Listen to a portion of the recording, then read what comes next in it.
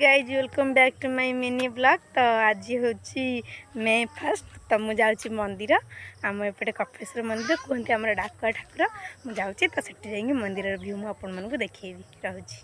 तो मंदिर में पहुँची गली भोग नहीं पलैगली मंदिर भितर को आम एपट मंदिर देखते केते सुंदर आम कपिलेश्वर होती डाकुआ ठाकुर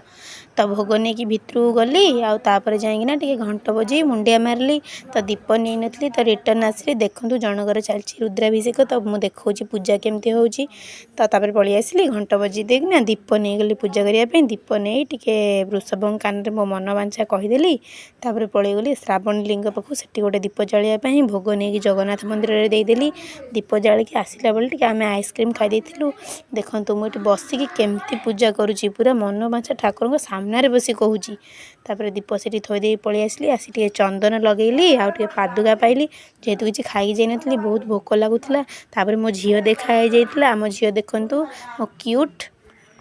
मो क्यूट कृपा देखु केमती सेपट को अनाऊँ ना जीवी ताहले मुझे डाके कृपा तो सेठू पलि आसलु गोटे आइसक्रीम खाईदेना पलि आसलु झील को देखु दीपुन ए गाँव रोचे घर को आसली मामा मत खुआ देता मो हाथ कटि